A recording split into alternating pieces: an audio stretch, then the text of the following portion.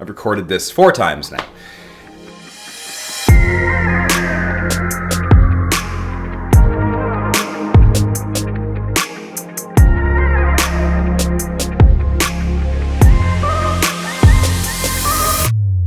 What's going on, folks? Eddie here. Hope you're having a fantastic day. So last time we talked about VIs, that was probably about 2 months ago now, I think. And the reason I haven't really decided to speak about it is because I really haven't been sure about what I wanted to say. But, you know, it's been a while. My car passed the VI test. I did have to make a change to it. I raised the car just a hair, so I had that 1 inch of clearance that they were asking for. Which is funny, the spec sheet now shows that I'm over what I need to be. One of the main reasons I haven't really done a video about it is, I guess I'm really just not sure how I feel about it at this point. I'll tell you this, I don't think it is our friend on Instagram's issue. I don't think he's the cause of this. Sometimes things get exaggerated on the internet, and you know, you know what, actually before we get into this, I'm gonna have a seat and you guys can watch this. Take a look. I have another car that I would transfer the plates to. That's what the plan would be. Can't do that either. Put the plates on a different car? I'm not allowed to drive a car? Not unless this car has been taken completely That's off. not a rule. You want to film this? What, I am. Go get your law degree and try and tell me. Officer, I'm just trying to be able to make sure I can drive a car around the town. I have a job. I need to get places. Like, I need a car. I have cars that are just unmodified normal cars. I want to be able to insure them, so I don't believe that you taking my plate away has anything to do with it. Like, Whether you believe that, like the car is uninsurable. You can wait here and watch. I'll flatbed it out. In this whole thing like a full video. Use my phone if you have to. That's complete horse shit. I shouldn't have done this fucking video. Can I get out of the car or is that no? Can I get out? Asshole. You keep recording this. They can't take my plates. How can they take my plates? That's not. Can you call someone right now? I haven't called them yet. It's PCAA. I'm not sure. You can get it. Okay. So do we need to go over the notice and order stuff, or are you aware of everything? Let's go over just to make sure we're on the same page. Come on over. Let's go. Okay.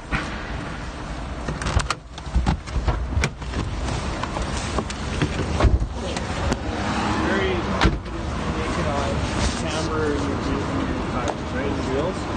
Yeah. You can't have any. It can't be visible to the naked eye. All right. So I don't even need to get a tool to measure it now. No, yeah. Okay. If your vehicle's been lowered, there is evidence of tire rub. So you need 1 inch clearance between the tire and the fender. Okay. I can't even get my finger through there. Okay. So yeah, no, I understand. Yeah, like I know it's not the way it's supposed to be, but you never drive the thing. So there's a notice and order for that. Here's a violation ticket for vehicle not in compliance for everything that's on the notice and order. Okay. And for the unnecessary noise for your exhaust. You can't have loud exhaust like that, okay? So here's your insurance paperwork. Okay. We're seizing your license plates. I'm just curious about that. I'm curious about the license plate. How does that work? Because like I have other cars that are unmodified. I just want to be able to drive. Yeah. So how would I go about that? Because ideally I would just transfer the plates over. Exactly. Right. So how would I?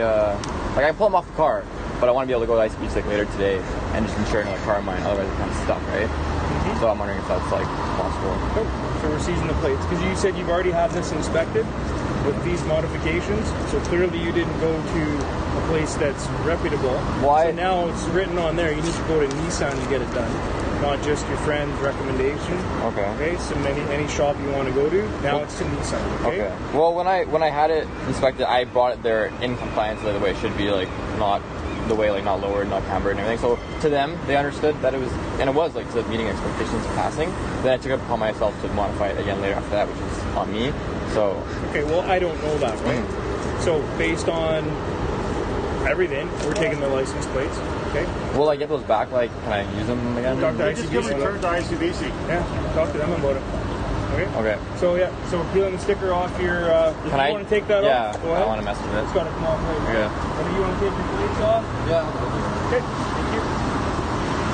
If you weren't quite clear what happened there, Duke was pulled over because his exhaust was loud and the car was too low with too much camber. And he'd been given a previous VI by these same officers. And, The reason they were pulling him over is because it appears that he had had a vehicle inspection done, but nothing had been done. If you're going to have your vehicle inspection done and you don't want to have any troubles, your best bet is to comply with it, or, you know, ensure that it is done correctly. That's not what caused the whole VI issue. The thing that apparently caused the VI issue took place after this. That has more to do with Duke sharing information about that officer than it does that initial interaction. The information that was shared was a Facebook page and Instagram. It's all been made private since, so in order to respect his privacy, I'm going to blank out the officer's information on anything I put up here. Here's the Instagram post before that account was made private, and this is the post that apparently triggered this all. That's the interaction. That is the supposed interaction that has caused all the hubbub. If there's something that was deleted and someone has another screenshot of something else that can show otherwise, I'd love to see it.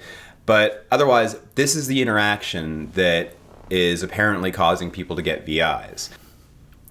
I think you folks might be able to see a bit of my confusion now looking into this a bit more. So as I look at the information that I actually have presented to me, I'm not sure why anyone's getting VIs. Vehicle inspection notices are inherently not a bad thing. We've all seen those cars on the road that we're watching them drive down the road, and as automotive enthusiasts, we look at that thing and we're like, that shouldn't be on the road. That's unsafe. It might be hilarious, it might look fantastic, but you know that it's just not safe. I'm talking like old, crappy rust buckets. You all know the cars I'm talking about. That's what a VI is for. That's the purpose of a vehicle inspection notice. I had one person notice the sticker on the windshield of my 124. They looked at the sticker, they looked at the car, they looked at me, and all they could say was, I thought those were reserved for beaters. Like I said earlier, my car needed to be raised, so I had it set so I had 1 inch of wheel gap between the top of the tire and the fender, which is what the police officer wanted. As to whether that is required or not, I'm not a lawyer, I have no idea. So I have to keep the sticker on my windshield for 1 year from the date it was done. The stickers actually have... Here, if you haven't seen a VI sticker, this is what they look like. You'll notice that it has months listed on it. So that denotes when the vehicle inspection was done and how long you have to display the sticker on your windshield for. So what do you think? Do you think it's Duke's fault? Do you think it's the other person that left the message? Do you think it's all just utter shit? At this point, I'm kind of more leaning towards it's all utter shit. I really don't see this as being Duke's fault per se. I'm not saying he was in the right for, you know, even sharing that Facebook and Instagram page. I want to know what you folks think. It's easier to make car videos than these types of videos, you know that?